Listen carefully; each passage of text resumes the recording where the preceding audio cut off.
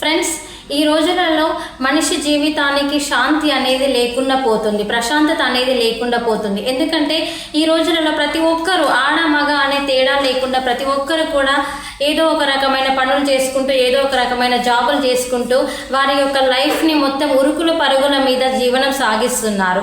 ఎందుకంటే ఈ రోజులో ఉండే అటువంటి ఖర్చులకు వాటికి అనుగుణంగా సంపాదన ఉండాలి అనే ఉద్దేశంతో ఆడ మగ ఇద్దరు కూడా సమానంగా కష్టపడుతూ వారి జీవితాలలో శాంతి ప్రశాంతతను కోల్పోతూ కష్టం చేస్తున్నారు. కాబట్టి ఈ విధంగా జీవనం సాగించడము సంపాదన విషయంలో మంచిదే, కానీ శారీరకంగా మనిషికి శాంతి ప్రశాంతత అనేది కావాలి.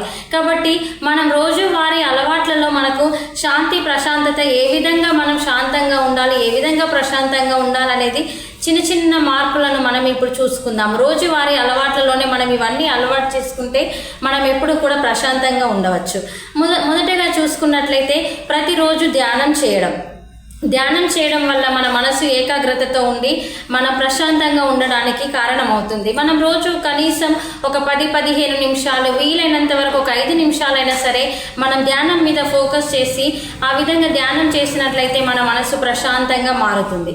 అదేవిధంగా మనలో ఉండే అటువంటి ఆలోచనలను నియంత్రించడం. ఎంతసేపు నేనేం చేయాలి, ఆఫీస్లో ఎలా, ఇంట్లో ఎలా, ఫ్రెండ్స్ సర్కిల్లో ఎలా, ఏంటి అని ఈ విధంగా ఉరుకుల పరుగుల మీద మన ఆలోచనలు ప్రతిసారి కూడా ఆలోచించడం కాకుండా కొంత మేరకు మన ఆలోచనని నియంత్రించుకోవాలి.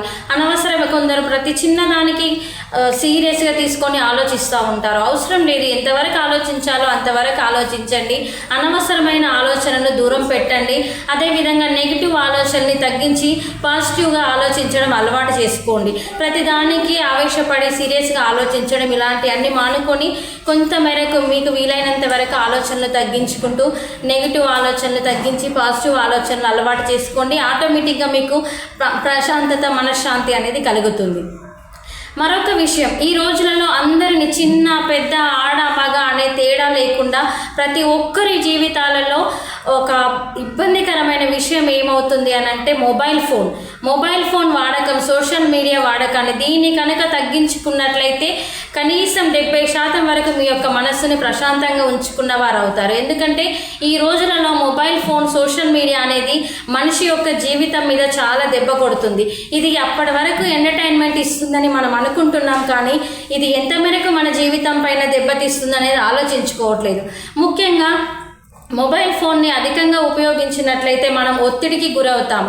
శారీరక ఒత్తిడి, మానసిక ఒత్తిడి ఈ విధంగానే కాకుండా ఆటోమేటిక్గా మన మొబైల్కి అలవాటైన తర్వాత, సోషల్ మీడియాకి అలవాటైన తర్వాత మన ఇంట్లో వాళ్ళతో టైం స్పెండ్ చేయలేకపోతాము, మన పిల్లలతో టైం స్పెండ్ చేయలేకపోతాం, కుటుంబ సభ్యులతో, మన నైబర్స్తో, ప్రతి ఒక్కరితో కూడా మనము టైం స్పెండ్ చేయలేకపోతాం. ఈ విధంగా మనము ప్రతి ఒక్కరికి ఆటోమేటిక్గా దూరం అవుతూ ఉంటాము, ఫోన్కి దగ్గర అవుతూ ఉంటాం. ఈ విధంగా సోషల్ మీడియాకి దగ్గరై మన వాళ్ళందరినీ దూరం చేసుకున్నట్లయితే మనము మనశ్శాంతిని కోల్పోయిన వాళ్ళం అవుతాము. ఈ విధంగా మొబైల్ ఫోన్కి, సోషల్ మీడియాకి అలవాటు అయిన తర్వాత ఎంతసేపు మనం సోషల్ మీడియా మీదనే కాన్సన్ట్రేట్ చేసి మన బంధుత్వాలని, మన కుటుంబ సభ్యులని మర్చిపోతున్నాం. ఈ విధంగా నేను చాలాసేపు మొబైల్ ఫోన్కి అడక్ట్ అవ్వడం వల్ల మొబైల్ ఫోన్ యొక్క రేడియేషన్స్ మన బ్రెయిన్ని దెబ్బతీస్తాయి, మన యొక్క ఆలోచన శక్తిని, ఆలోచన విధానాన్ని తగ్గిస్తాయి. కాబట్టి మొబైల్ ఫోన్, సోషల్ మీడియాకి దూరంగా ఉండడం కూడా మనము ప్రశాంతతని పెంచుకోవడానికి ఒక మార్గం అవుతుంది.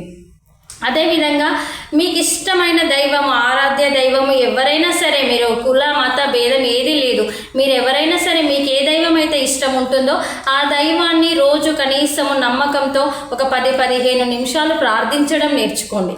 ఒక 10-15 నిమిషాలు దైవం కోసం, 24 గంటల్లో ఒక 10 నిమిషాలు దైవానికి కేటాయించడంలో తప్పు లేదు. మనకు ఉన్నటువంటి రోజుల్లో 24 గంటల సమయంలో ఒక 10 నిమిషాలు దైవం కోసం కేటాయించి దైవ ప్రార్థన చేయండి. ఎవరైనా సరే, ఏ కుల మత భేద తేడా లేకుండా ప్రతి ఒక్కరు మీ యొక్క ఇష్ట దైవాన్ని ఆరాధ్యంగా పూజిస్తూ దైవ ప్రార్థన చేసినట్లయితే మనకి మనశ్శాంతి, ప్రశాంతత అనేది ఆటోమేటిక్గా కలుగుతుంది. అదేవిధంగా ఒక మంచి పుస్తకము మంచి జీవితాన్ని ఏ విధంగా మారుస్తుందో అదేవిధంగా మంచి వ్యక్తుల యొక్క పరిచయం కూడా మనుషులని మంచి ఆలోచనలో, మంచి మార్గంలో నడిపిస్తుంది. కాబట్టి మనము మంచి వ్యక్తుల యొక్క పరిచయాన్ని మనము మిస్ చేసుకోకుండా మంచి వ్యక్తులతో గడపడము, వారితో కొంత సమయాన్ని కేటాయించి వారితో హావభావాలను పంచుకోవడము, వారితో మాట్లాడడం ఇలాంటిది మనం చేసినట్లయితే మన యొక్క జీవితాన్ని మంచి మార్గంలో నడిపించుకోవడమే కాకుండా మన యొక్క మనస్సును శాంతంగా ప్రశాంతంగా ఉంచుకుంటూ మన యొక్క కుటుంబాన్ని కూడా మంచి మార్గంలో నడిపిన వారం అవుతాము. ఇది కూడా మన మనస్సును ప్రశాంతంగా ఉంచుకోవడానికి మంచి వ్యక్తులతో ఎంచుకొని మంచి వ్యక్తులతో గడపడం కూడా ఒక మంచి మార్గమే. అదేవిధంగా ఎక్కడైనా సరే మనం ఎన్ని చూసినా ఎక్కడికి వెళ్ళినా అన్నిటికంటే ప్రశాంతమైనది ప్రకృతి మించిన ప్రశాంతమైన వాతావరణం మనకి ఎక్కడ దొరకదు. మీకు వీలైనంత వరకు ఒక చెట్టు కింద కూర్చొని ఒక 5 నిమిషాలు 2 నిమిషాలు ప్రకృతిని ఆస్వాదిస్తూ మీరు పచ్చదనాన్ని ఆస్వాదిస్తూ మీరు ఒక 2 నిమిషాలు గడిపినా సరే ఆటోమేటిక్గా మీ మనసు ఆహ్లాదకరంగా మారుతుంది. కాబట్టి మీరు కొంత మేరకు మీకు వీలైనంత వరకు రోజులో ఒక 2 నిమిషాలు లేదా 5 నిమిషాలు మీరు ప్రకృతిని ప్రేమిస్తూ ప్రకృతితో సమయం గడపండి. చెట్లకు నీరు పోయండి. చెట్లకు నీరు పోయడం కూడా ఒక రకమైన ఆహ్లాదకరమైన విషయం. అందులో ఒక సంతోషాన్ని వెతుక్కోవచ్చు. నా వల్ల ఈరోజు ఒక మొక్క బలపడుతుంది అనే ఆ ఉద్దేశంతో మనం మొక్కలకు నీరు పోస్తూ ఆ 2 నిమిషాల పనిని కూడా మనం ఆస్వాదించినట్లయితే మన మనసు ఆటోమేటిక్గా ప్రశాంతంగా మారుతుంది. పచ్చదనాన్ని ఆటోమేటిక్గా మనం చూసుకుంటూ మంచి ఆలోచనలు చేసుకున్నట్లయితే మన మనసు ప్రశాంతంగా మారుతుంది. కాబట్టి ఫ్రెండ్స్, ప్రకృతిని ప్రేమిస్తూ ప్రకృతిని ఆస్వాదించండి. మీ యొక్క మనసును ప్రశాంతంగా ఉంచుకోండి. అదేవిధంగా ముఖ్యంగా మనిషి శరీరానికి ఎంత కష్టం చేసినా ఎంత పని చేసినా ఎంత అలసిపోయినా కూడా మనిషి శరీరానికి సుఖం అనేది ఎక్కడ అంటే నిద్రలో ఉన్నటువంటి సుఖం మనిషి శరీరానికి ఎక్కడ కూడా దొరకదు. కాబట్టి ఈ రోజులలో లేట్ నైట్స్ పార్టీలని మొబైల్ ఫోన్స్ చూసుకుంటూ లేదంటే వీడియో గేమ్స్ ఇలాంటివన్నీ చేస్తూ నైట్ టైంలో మీ నిద్రను డిస్టర్బ్ చేసుకుంటున్నారు. ముఖ్యంగా నిద్రకి టైం కేటాయించండి.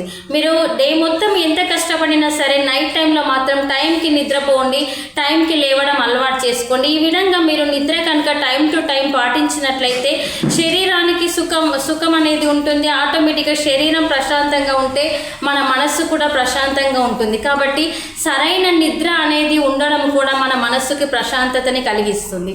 అదేవిధంగా మంచి పుస్తకాలు చదవడం. ఈ రోజులలో మన ఉరుకుల పరుగుల జీవితాల మీద మనం ఒక పుస్తకం తీసుకొని ఒక 2 నిమిషాలు ఇందులో మంచి మాటలు ఏమిటి అని గమనించుకునే టైం లేకపోతుంది.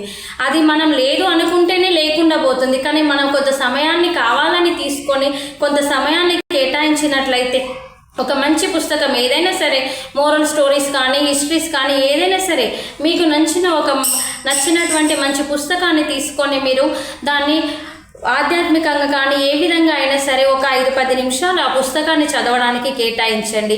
ఆ మంచి పుస్తకంలో ఉన్నటువంటి మంచిని గ్రహించండి. ఆ మంచిని ఇంకో నలుగురికి మంచి విధానంతో చెప్పడానికి ట్రై చేయండి.